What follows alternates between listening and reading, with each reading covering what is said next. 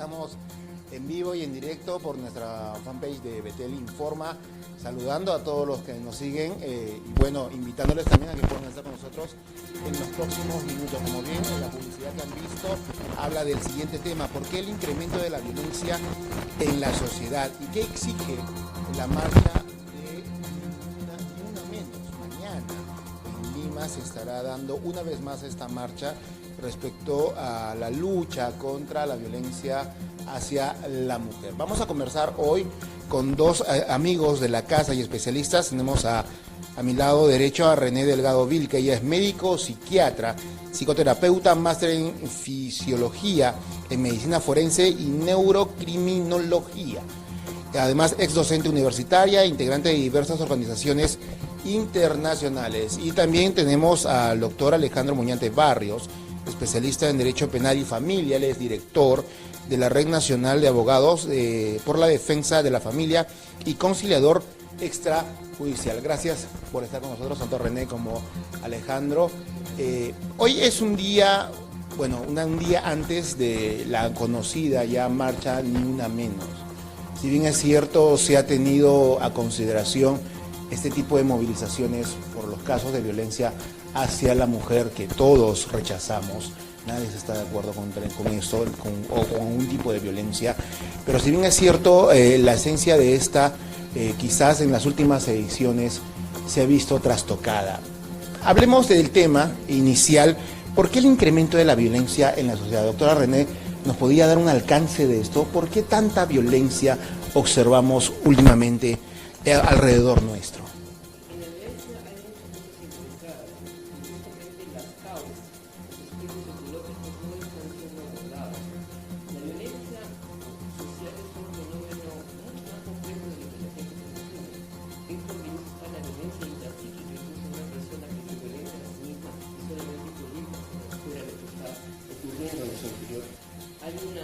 Hay una violencia, digamos, generada por cierto aprendizaje inconsciente de formas de reaccionar. Hay una violencia que está mediada por un descontrol de impulsos, y justamente en el entorno de una educación en el cual no se toma en cuenta que hay cosas que necesitamos frenar y no expresar libremente, porque yo no voy a ir por la calle pegando la tucha y inmundia como me da la gana, ¿no? Hay también una violencia, la que ahora le llaman la violencia contra la mujer. En esa violencia contra la mujer, además de todo lo demás, están involucrados situaciones de poder sobre ella, ¿no? Y lamentablemente una etiología que es mixta, vale decir, la responsabilidad de este tipo de violencia, llamémosle de género, ¿no? O incluso con respecto a la pareja, está mediada por una responsabilidad inconsciente de los dos. Ambos están enganchando en una situación que perpetúa la violencia, no solamente porque el hombre parezca ser el victimario y parezca que realmente va a poder ejercer el poder, sino porque de alguna manera indirecta la mujer está permitiendo y está aceptando esa situación con la cual se victimiza y digamos que no asume su responsabilidad real. Hablamos en todo caso que si vemos estos lamentables hechos, no es de que el hombre sea el actor principal de la violencia que se observa y que se denuncia. Pero si bien es cierto, y para que Alejandro nos pueda acotar esta parte, se ha hablado de cifras a lo largo de los últimos años. ¿Qué tanto se ha incrementado la violencia o casos o denuncias registradas de hombres, de mujeres, bueno, y en el caso de varones, que son cifras que no se conocen? Si bien es cierto, los noticieros, la prensa habla de mujeres agredidas, violentadas, asesinadas. ¿Y qué hay de los varones? ¿Sufrimos o no violencia según la estadística, Alejandro? Bueno, lo que hay que tener en cuenta es que la violencia es generalizada, ¿no? Si solamente hablamos de un tipo de violencia, estaríamos siendo mezquinos o negando una realidad que no podemos ocultar. La violencia es generalizada porque el hombre que maltrata a una mujer también lo hace con los hijos, también lo hace con sus vecinos, también lo hace con cualquier persona en la calle. Entonces, pero eso no se quiere ver. ¿Por qué? Porque no existe la misma presión mediática en ese sentido por las políticas que se han tomado. En cuanto a la violencia contra la mujer, si bien es cierto, es una realidad que todavía nos pega y nos pega muy fuerte, nos afecta a todos, también tenemos que tener en cuenta que las cifras y estadísticas oficiales señalan una disminución a lo largo de los años. Por ejemplo, en el tema de feminicidio, En el año 2009 se reportaban más de 170 casos, ya en el año 2016 el número bajó hasta 79, por ejemplo. Entonces, igual sucede con el tema de intentos de feminicidio o violencia contra la mujer propiamente dicha, llámese golpes, lesiones leves, lesiones graves. Entonces, no queremos decir que tampoco no existe, es una realidad que existe, pero que no está creciendo de tal forma como lo presentan muchas veces en los medios. Ahora, podemos decir, Alejandro, que estas campañas como Ni Una Menos y toda la publicidad que se hace contra la violencia hacia la mujer haya ayudado en parte a bajar esta cifra. Ayuda en la medida en que se toma esta situación de una base objetiva, siempre y cuando ayude a que las políticas que se desarrollen a partir de ahí tengan una finalidad bastante eficiente, eficaz y objetiva, no con un sesgo político o ideológico como también suele prestarse, ¿no?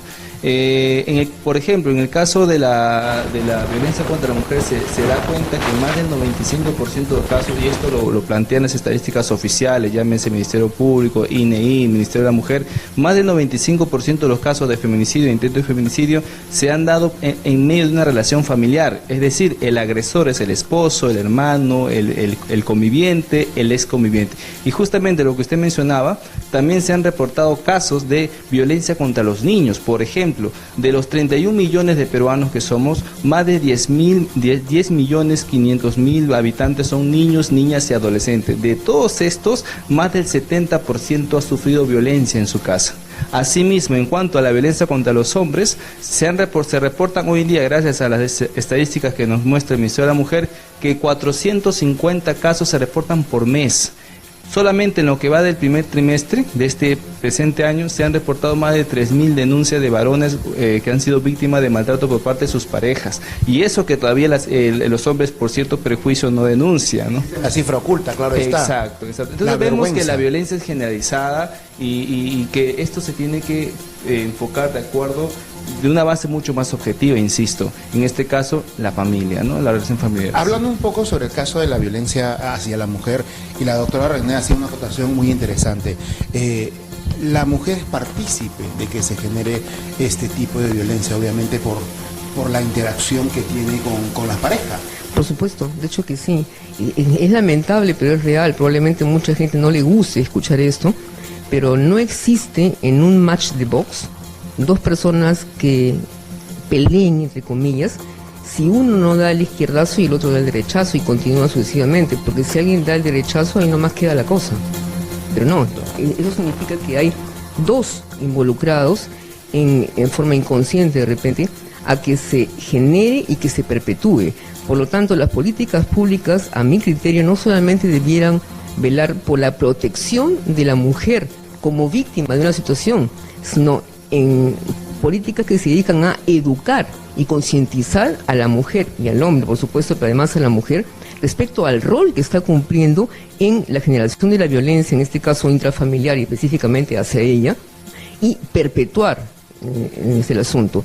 No es cuestión de decir yo soy la víctima, porque en el caso supuesto de que una persona venga de mal humor o tomada, por ejemplo, como es muchas veces el caso de los varones en ciertos actos sociales, ¿no? Venga y empiece a arremeter contra la mujer, ¿qué suele hacer la mujer?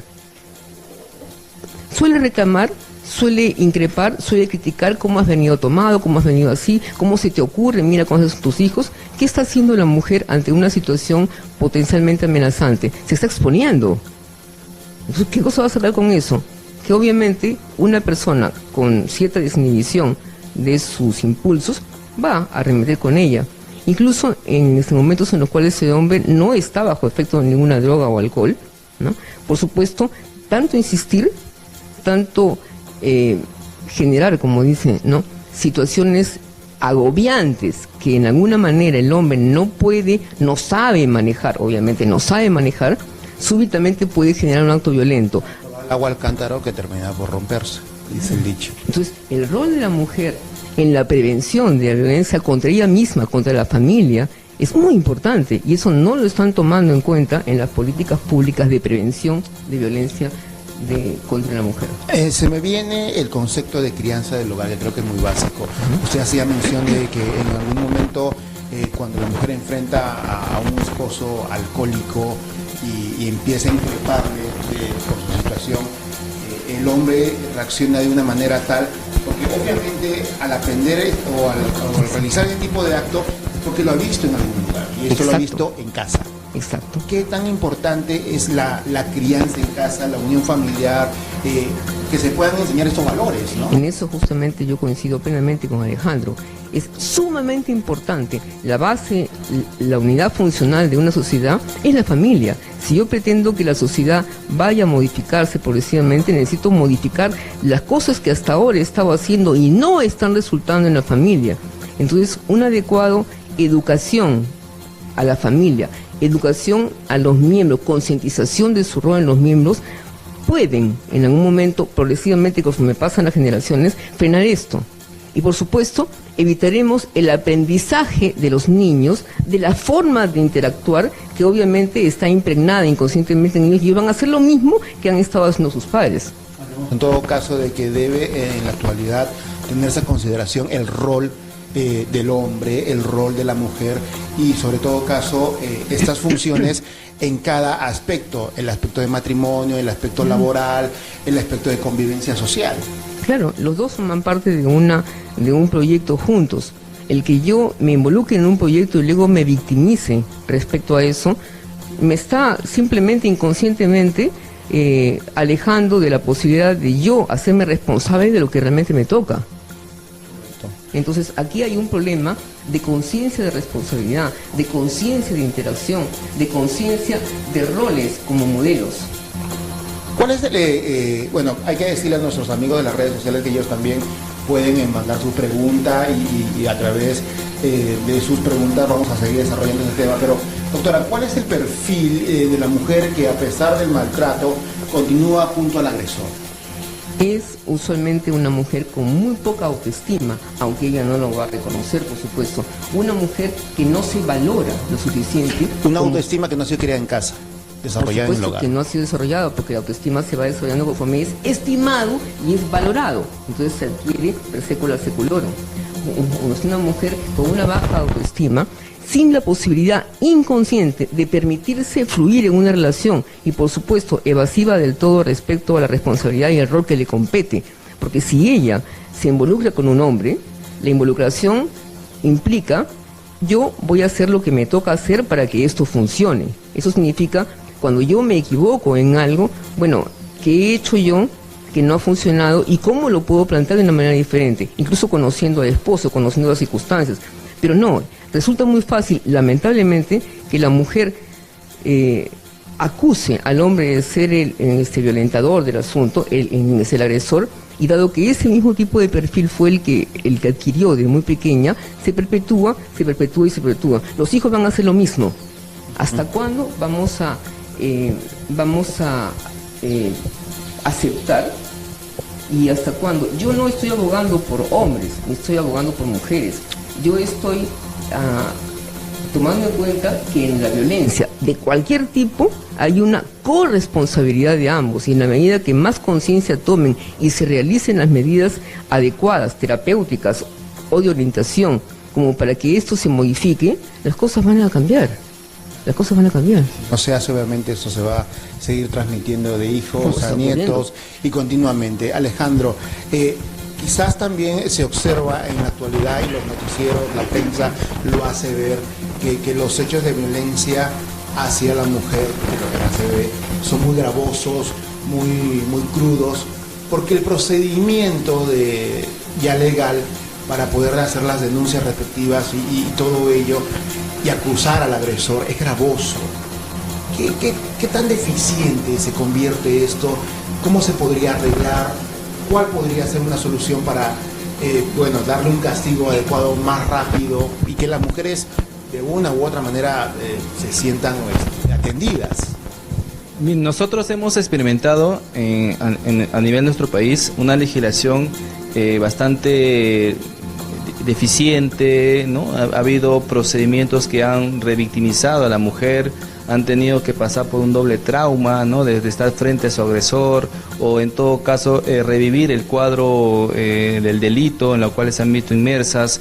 Entonces, hoy en día hemos evolucionado en ese sentido y hoy tenemos leyes. Por ejemplo, la ley 30.364, ley para prevenir, erradicar y sancionar la violencia contra la mujer y los integrantes del grupo familiar, que agilizan más los términos, los vuelven un poco más rápidos en cuanto a los plazos, ¿no? Para que una mujer pueda sentirse mejor protegida en ese sentido. Por ejemplo, una de las razones también por la cual se genera violencia o el perfil de la mujer víctima es también que es muy dependiente económicamente del varón, ¿no? Entonces, eso muchas veces las hace retroceder en ese deseo de denunciar a su pareja, ¿no? O en todo caso de mejorar la relación familiar yendo a una terapia o lo que fuese, porque a veces el hombre no colabora o no lo quiere hacer porque siente que no lo necesita, ¿no? Porque se siente muy superior en ese sentido.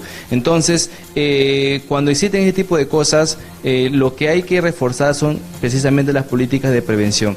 Ahora bien, esta ley, pues, en cuanto a esa dependencia económica de las mujeres, lo que ha garantizado es que en el término del tercer día de haber interpuesto la denuncia, la justicia le otorgue medidas de protección y medidas cautelares. Dentro de estas medidas cautelares está la asignación de una pensión de alimentos, por ejemplo. Es decir, la mujer ya va a poder contar con una pensión de alimentos ni bien ha iniciado el proceso. Esto ayuda a que ya no exista ese temor por saber quién va a ver ahora por sus hijos o cómo va a poder solventar los gastos para sus hijos. Eso es importante en ese sentido.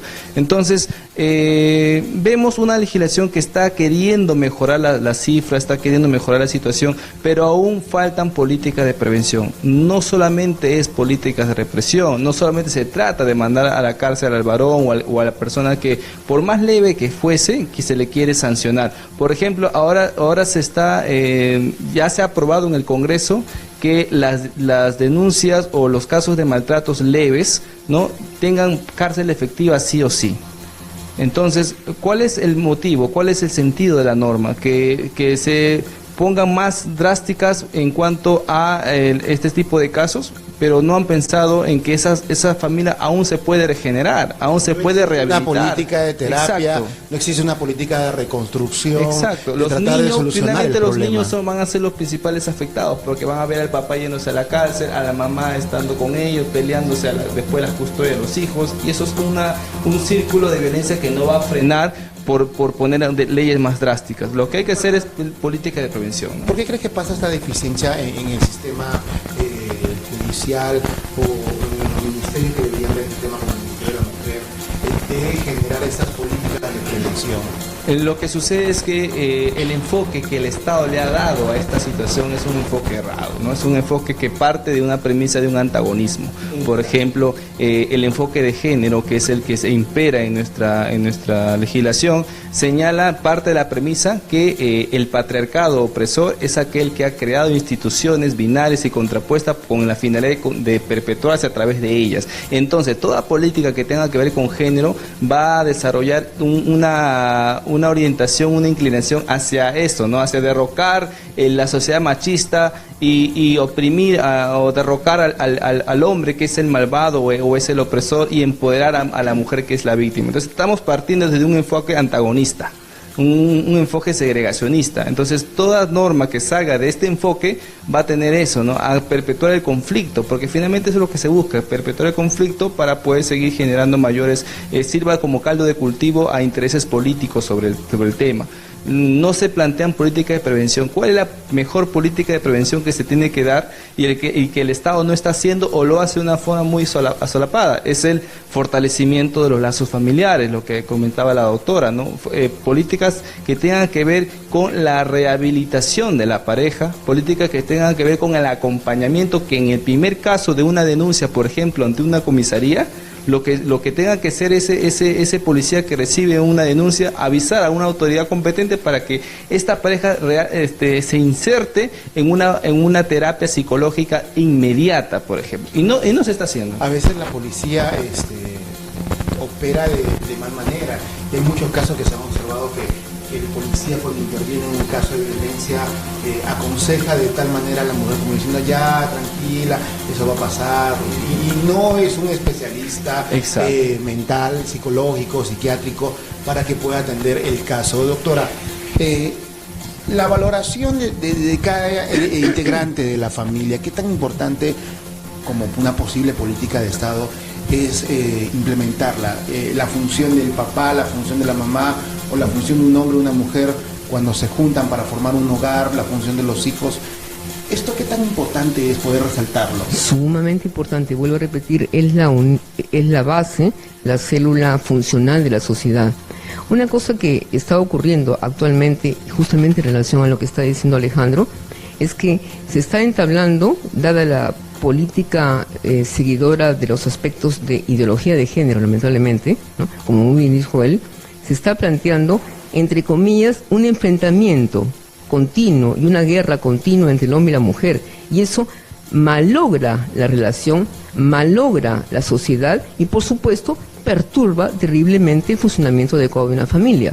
Acá no hay guerra de sexo, sin embargo, dentro de los aspectos ideológicos de género, se involucra justamente que hay abierto enfrentamiento, tanto incluso competitivo. Entonces, eso no está ayudando a favor de nada. Por supuesto, lo que se debe hacer es una política educativa de concientización respecto a los roles complementarios que cumple cada uno en la estructuración y la dinámica de la familia. Me hace recordar la marcha de agosto de Ni Una Menos, se hablaba del tema de violencia de género. Ahí ya se trastocaba el concepto inicial de lo que era la marcha. Y este tipo de ideas, de pensamientos como la violencia de género es lo que genera la confusión que usted nos comenta. Es que justamente nadie hace violencia contra la mujer por ser mujer. Eso sería una violencia de género auténtico, ¿no? No, lo que se da es en el contexto de una situación anómala, en este caso una relación anómala, en la cual se están atropellando y hay siempre una situación de enganche patológico, de codependencia emocional que los hace muy difícil de poder desligarse. Entonces, no es así que la mujer sea solamente, digamos, la víctima de eso. Y por supuesto, las políticas deberían orientarse a potenciar el conocimiento, la conciencia de la responsabilidad que cumple cada uno, complementaria, no porque uno sea mejor que otro y no porque otro sea de repente peor. No. Para que una familia funcione en forma dinámica, cada uno cumple un rol. Ese rol incluso es parte y es el fluir de un componente fisiológico muy natural que cada uno tiene. Que de ahí se puedan hacer que la mujer pueda trabajar, el hombre también puede ayudar a criar a los hijos, por supuesto que sí. Pero si vamos a empezar a desautorizarnos dentro de una pareja, vamos a empezar a competir quién tiene la razón, vamos a enfrentar en lugar de tratar de hacer una cosa más conciliadora, lo único que vamos a tener es una guerra entre el hombre y la mujer que se está poniendo aparentemente más en evidencia en las relaciones de pareja, y no es violencia contra la mujer por ser mujer, es violencia contra la pareja con la que no pueden armonizar, porque por si acaso, en las supuestas relaciones actualmente que existen, lamentable pero existe, de personas con el mismo sexo, hay mucha violencia, hay un montón de violencia, hay descalificación y hay hasta incluso fuga de las situaciones, fuga de la pareja para buscar otro tipo de alternativas. Entonces no me digan que hay violencia contra la mujer por ser mujer, no, la violencia es contra la pareja, no por ser mujer, porque también vemos muchísimos casos de violencia, y tú puedes ser más testigo de eso, más violencia todavía en las parejas que supuestamente dicen ser parejas y quieren conformar una supuesta familia, que obviamente no es la familia como está considerado y está aceptado en el mundo occidental con valores cristianos, no, en esa familia homoparental hay mucho más violencia que en las familias heteroparentales. Es una cifra que por supuesto no se dice, es una cifra que no se habla y que no sale en los medios de comunicación. Para Alejandro, mañana empieza una edición más de la marcha Ni Una Menos. ¿Qué es lo que exige la marcha Ni Una Menos, Alejandro? Cuando recién comenzó este movimiento o este tipo de manifestaciones, muchos creyeron en la verdadera finalidad, ¿no? en esa causa altruista de esta marcha, ¿no? Inclusive se dieron casos de que iglesias cristianas participaron en la marcha, en la primera marcha de Ni Una Menos. Pero hemos visto cómo esta marcha se ha venido desarrollando durante estos últimos años y es evidente que hay una fuerte carga ideológica, ¿no? Si estamos pidiendo a través de una manifestación que cese la violencia contra la mujer, ¿qué se hace pidiendo aborto libre en medio de la marcha, por ejemplo? ¿Qué se hace? ¿Qué hacen banderas multicolor en medio de la marcha, ¿no? Entonces, una forma de atentar es una forma de violencia abiertamente, exacto. Entonces, que acaba con la vida inclusive de personas que no tienen la culpa de nada y que viene a ser precisamente la peor violencia, porque estás matando a un inocente, ¿no? Entonces, este tipo de marchas hoy en día ya inclusive el número de personas que participaban ha disminuido. Por ejemplo, la última marcha que hubo este año, el fracaso ha sido total y no lo han querido reconocer, ¿no? Porque ya se evidencia una carga fuerte ideológica que la gente está dándose cuenta, ¿no? Entonces, justamente lo que decía la doctora, con este tipo de manifestaciones o políticas, lo que se busca es distanciar mucho más al hombre y a la mujer y alimentar ese círculo vicioso de violencia, ¿no? Porque si fuese real la violencia de género, estaríamos reconociendo entonces que existe un odio irracional de muchos hombres hacia muchas mujeres. Pero entonces, ¿por qué la mayor cantidad de casos de violencia contra la mujer se da en medio de una relación sentimental? O sea, no hay violencia de género. Estamos odiando a mi tía, a mi propia hermana, a mi propia madre que me dio la vida. Así es, ¿no? Entonces, no estamos ante un caso de violencia de género, estamos ante violencia doméstica, violencia de roles, ¿no? Justamente porque no se enfoca de la forma correcta, se está llevando el problema por otro lado. Entonces, hay violencia de género porque estamos en una sociedad machista. Entonces, hagamos leyes que favorezcan más a la mujer y no al hombre. No tiene mucho sentido. Y no nos estamos dando cuenta que realmente la violencia es doméstica, es una violencia de roles, y que falta una terapia de rehabilitación. Pero como el enfoque no está por ahí, no se está implementando nada en ese sentido. Dentro de los pedidos que se hacen en esa marcha últimamente es legalizar el aborto. Yo le quiero decir a la doctora, ¿se considera violencia la legalización del aborto? ¿Se considera un acto de violencia? Por supuesto que sí. Yo estoy violentando el producto de mi concepción con un hombre. Yo estoy violentando una vida. Oiga, ¿el asesinato es una forma de violencia? Claro que sí, ¿no? Discúlpeme, pero asesinar a un no nacido que ya es una vida, simplemente por mi irresponsabilidad absoluta de no haber evitado esa situación, porque si yo no quiero salir embarazada, pues me cuido. Si yo quiero tener y actuar libremente sexualmente porque me gusta, pues si está bien, bueno, que se haga, pero asuma cada uno su responsabilidad, no conciban. Y por supuesto, es muy fácil decir, ya concebí. Entonces, como yo tengo el derecho por ser mujer al aborto, voy a violentarme a mí misma y voy a violentar el producto de concepción, descalificándolo totalmente. Es un grave error eso, es un gravísimo error. Lo único que vamos a generar es que haya más y más abortos por un supuesto derecho de la mujer de poder hacer lo que desea con su cuerpo.